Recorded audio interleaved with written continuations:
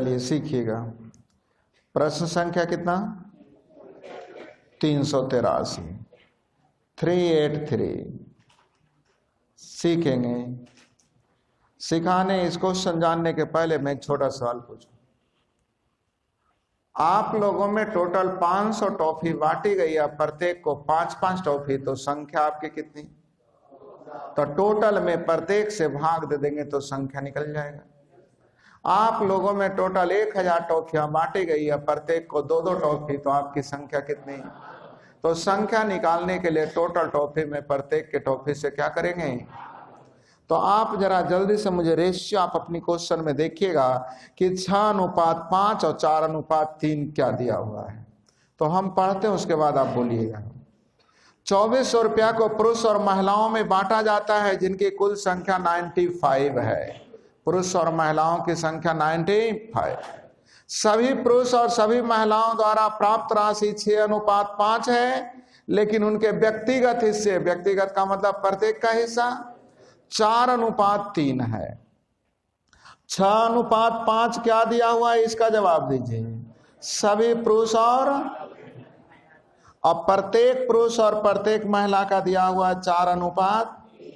तो सभी में प्रत्येक से भाग दे देंगे तो क्या आपकी संख्या निकल जाएगी? अभी आप लोगों ने पढ़ा था सभी पुरुष को 6, सभी महिलाओं को 5, प्रत्येक पुरुष को 4 और प्रत्येक महिलाओं को 3। तो टोटल में प्रत्येक से भाग दे देंगे, संख्या का अनुपात निकल जाएगा।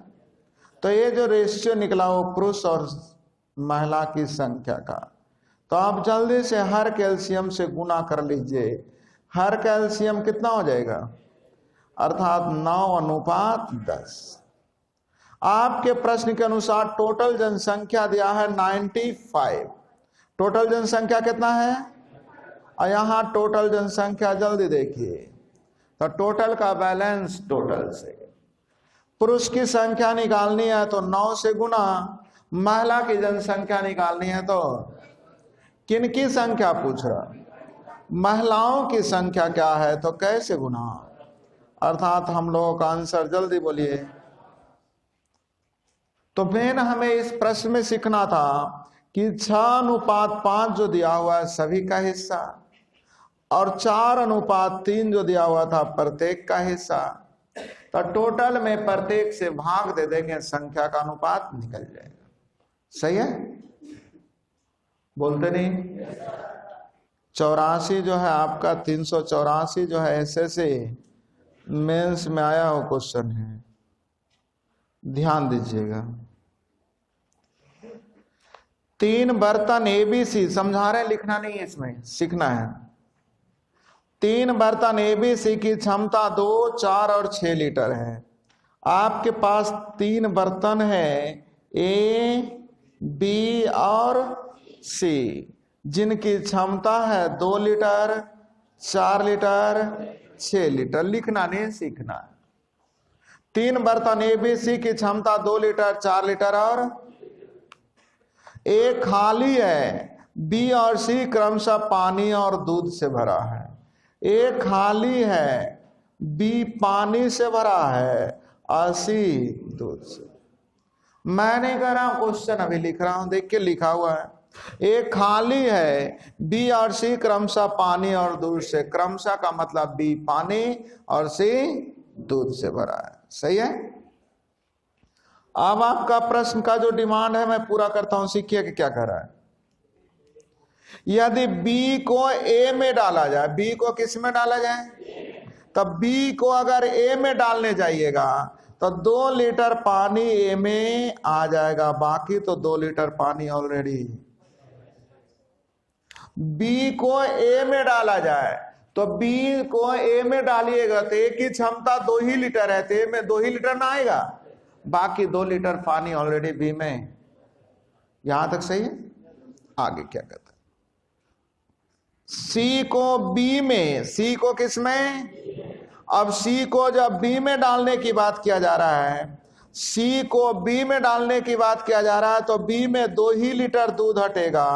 पूछिए ऐसा क्यों? क्योंकि इसकी क्षमता 4 ही लीटर है और 4 लीटर दूध ऑलरेडी इसमें। सही है? याद? बी को ए में डाला जाए और सी को बी में डाला जाए, यहां तक सही है। तथा अंत में ए को पुनः सी में डाला जाए, ए को, अब ए को पुनः सी में डालिएगा तो ए की पूरी पानी सी में एडजस्ट कर जाएगा, क्योंकि इसकी क्षमता 6 लीटर है। हाँ या ना? तो प्रश्न पूछ रहा है, बताइए कि सी में दूध और पानी का रेशियो क्या है। सी में दूध और पानी का रेशियो क्या है, तो कट के आ जाएगा 2:1। क्या आसान है जी?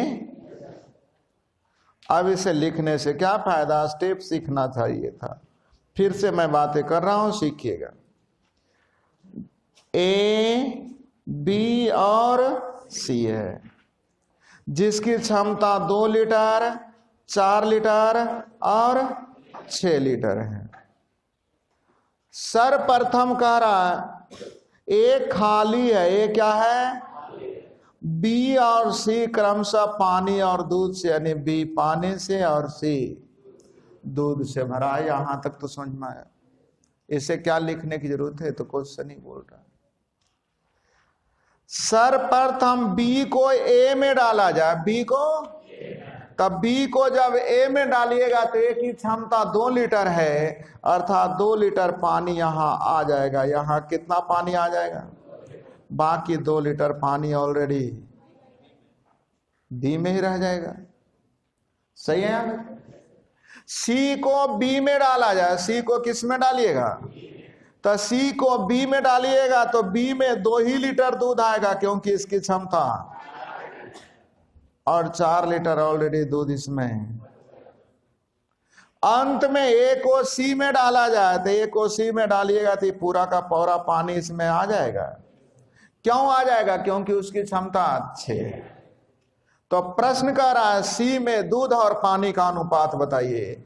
सी में दूध और पानी का अनुपात बताइए, जल्दी बोलिएगा। 2:1।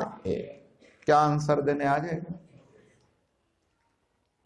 मुझे भी पता है इतना रहेगा, बन जाएगा, लेकिन परीक्षा में आ चुका है कि यदि यह क्रिया एक बार और दोहराई जाए, यह क्रिया इतना कर दिया, अब कर रहा यह क्रिया एक बार, मतलब फिर से बी को ए में डालिए, सी को बी में डालिए और लास्ट में ए को सी में डालिएगा, तो पूछेगा बी में दूध और सी में पानी का अनुपात बताइए।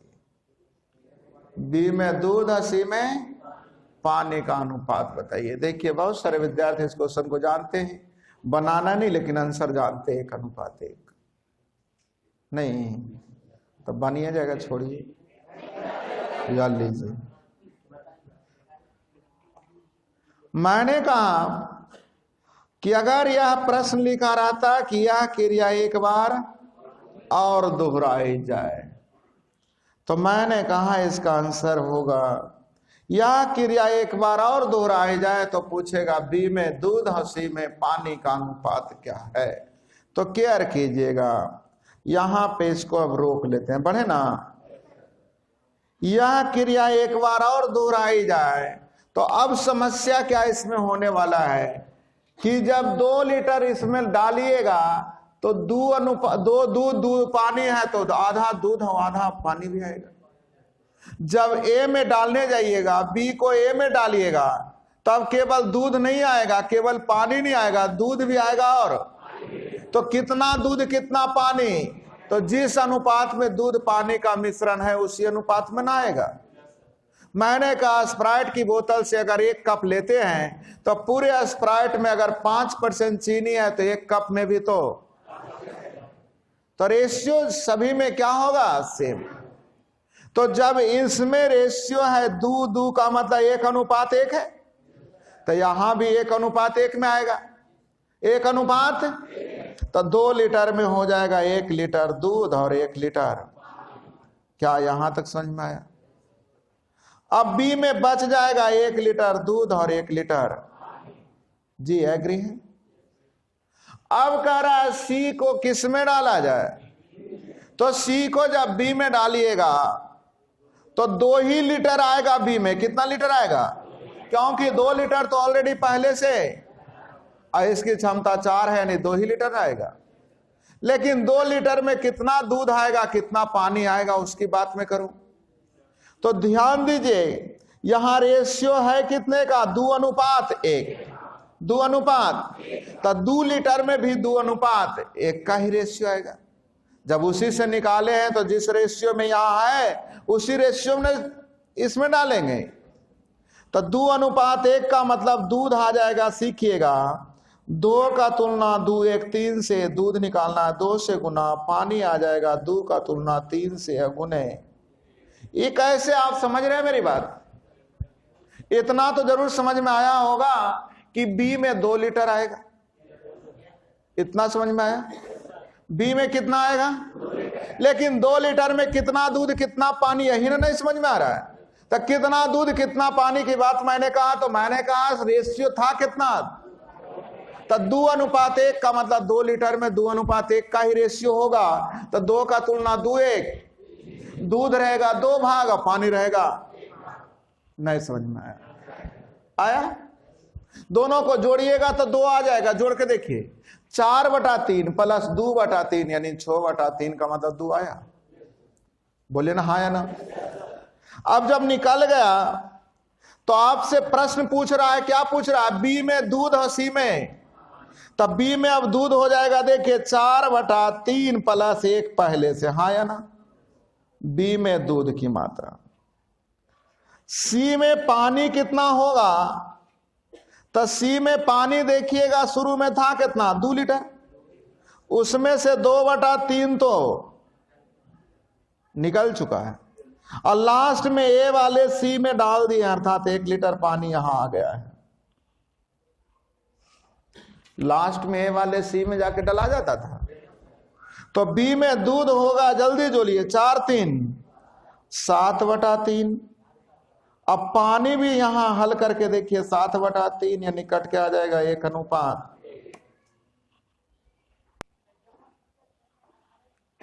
ध्यान दीजिएगा, x/y, y/z दिया हुआ, तो पूछ रहा है x²।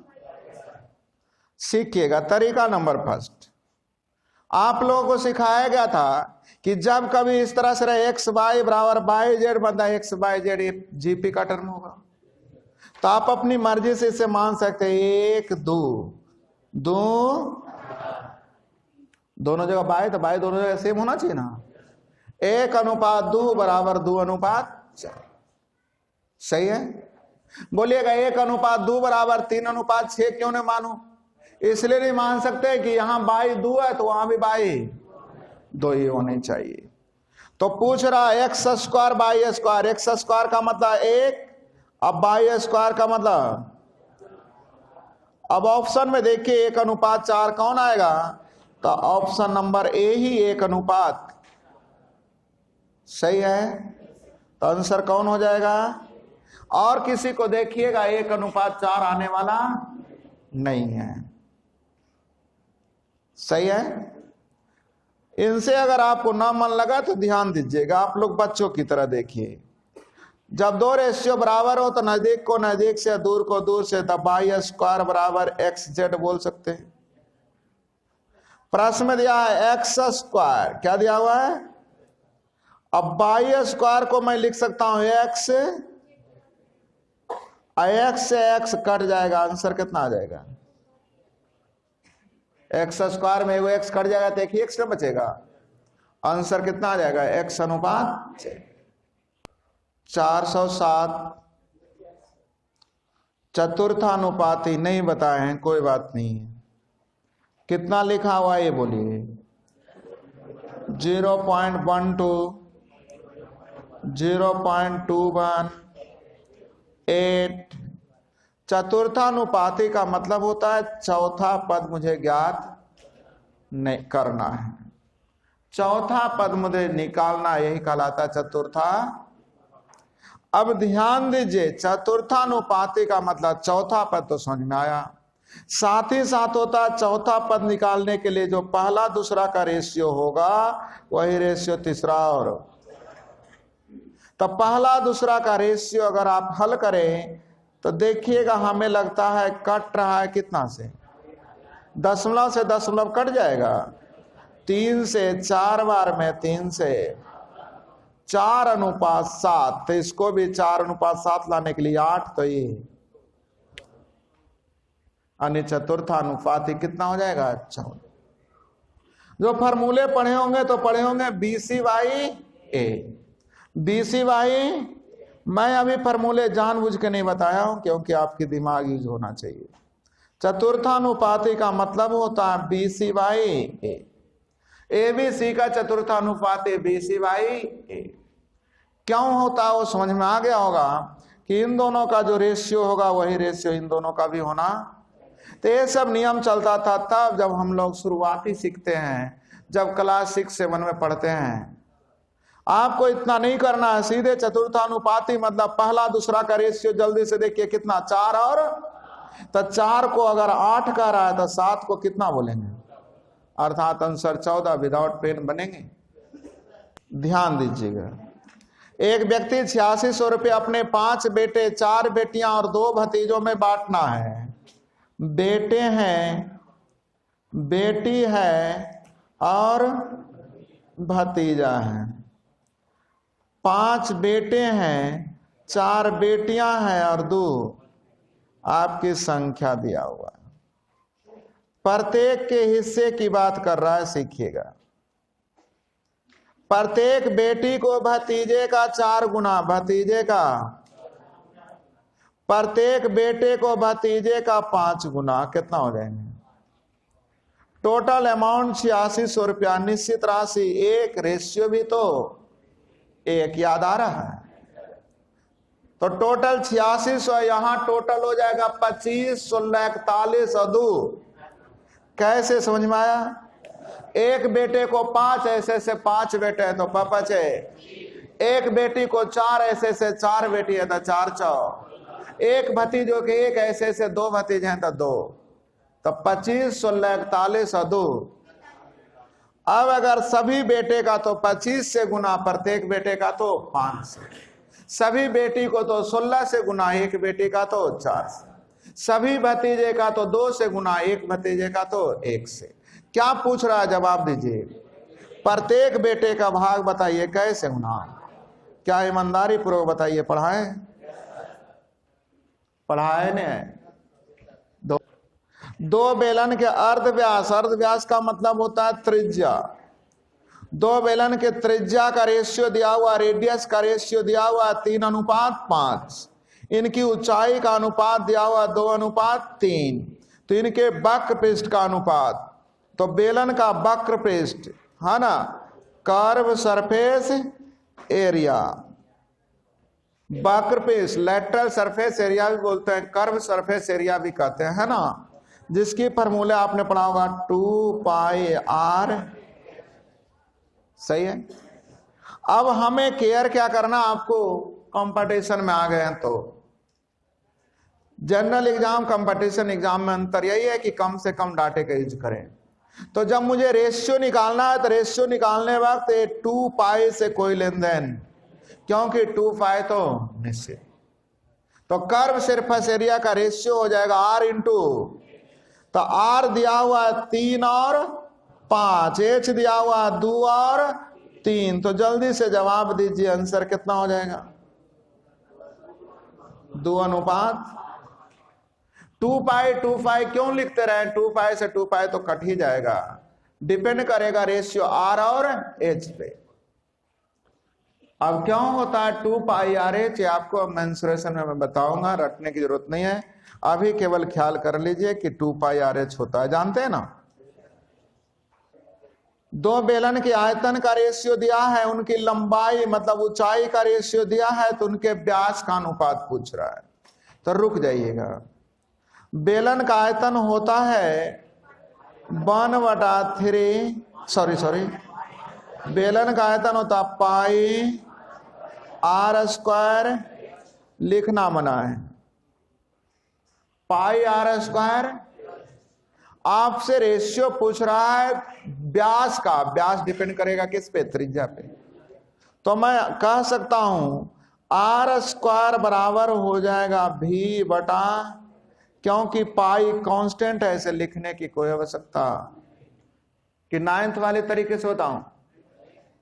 केयर करना होगा, चूंकि अभी आपको मैं लिख रहा हूं, परीक्षा में लिखना नहीं है। जैसे ही दिखाई दिया कि बेलन का आयतन होता पाई आर स्क्वायर, तो पाई से क्या लेन देन, जब मुझे निश्चित राशि की जरूरत थी, मुझे आर का रेशियो निकालना है, तो आर स्क्वायर बराबर हो जाएगा आयतन वॉल्यूम बटा हाइट। तो आयतन का रेशियो दिया हुआ है, जल्दी देखिए कितना, 3 अनुपात, और एच की दिया हुआ 2 अनुपात 3। ये जो रेशियो हो जाएगा आर स्क्वायर का, किसका हो जाएगा, तो आर स्क्वायर बराबर 916, तो आर का मान हो जाएगा 3 अनुपात।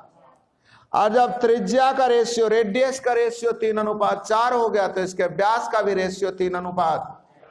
भाई क्यों ऐसा, क्योंकि व्यास बराबर पढ़े होंगे 2 इंटू, तो 2 तो कांस्टेंट है, कट ही जाएगा, डी डिपेंड करेगा किस पे, तो त्रिज्या का रेशियो पूछे या व्यास का रेशियो पूछे, दोनों एक ही होगा, आंसर हो जाएगा 3 अनुपात 4। नहीं समझ में आया तो और भी तरीके हैं, थोड़ा बड़ा करूंगा, बोलिए जल्दी, आ गया। तो आज के बाद ध्यान रखना है कि रेशियो किसका पूछ रहा है, तो रेडियस का, तो रेडियस बराबर क्या हो जाएगा, तो v बटा h। आर स्क्वायर का मान v बटा h पे डिपेंड करेगा, तो v का रेशियो दिया है, h का रेशियो दिया है, तो आर स्क्वायर का निकल गया। तो आर स्क्वायर का रेशियो 916 दिखाई दे रहा है ना, एलसीएम से गुना करेंगे 9 अनुपात 16 आर स्क्वायर, यानी आर बराबर हो जाएगा 3 अनुपात 4। 3 कार की चाल दिया हुआ 2 अनुपात 3 अनुपात 4, तो समान दूरी तय करने में इनके द्वारा लिए गए समय का रेशियो, तो समय बराबर आपने पढ़ा होगा दूरी बटा, और दूरी सभी का सेम है लिखा हुआ, दूरी सभी का, केवल चाल दिया हुआ 2 3, समय बराबर होता ही है दूरी बड़ा, अच्छा दूरी सेम है तो 1 1 हो जाएंगे, समान का मतलब 1 अनुपात 1 अनुपात 1। अब जल्दी से एलसीएम से गुना करिए, 6 4 बन जाएंगे, बनेगा जी।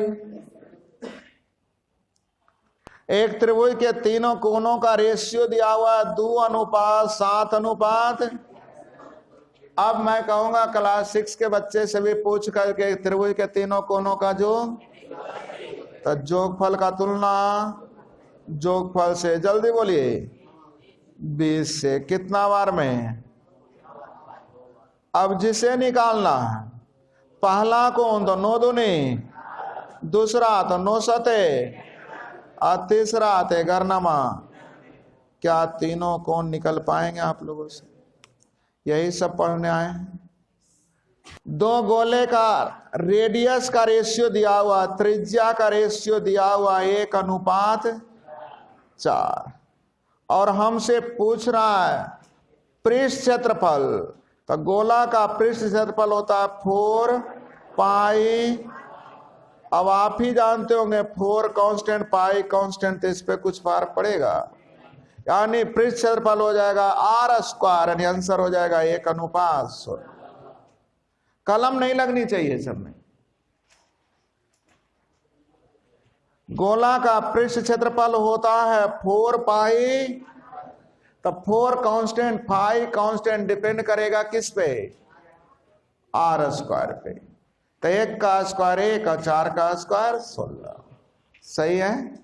पी क्यू आर का वेतन दिया हुआ है 3 अनुपात 4 अनुपात, इनके वेतन में क्रमशः 10%, 15% और 20% की, तो 10% वृद्धि का मतलब होता है 110% से गुना, है ना पता। 15% वृद्धि का मतलब 115% से गुना, 20% वृद्धि का मतलब 120% से गुना। तो क्या आप हल हो पाएंगे, हल कर दें। परसेंट से परसेंट सब खत्म, 5 से 22 बार में 5 से 23 बार में 5 से, क्या सही है, तो हो जाएगा 32 23 और 24 5, सही है, हमें लगता अभी और कट रहा है, कैसे? जल्दी बोलिए।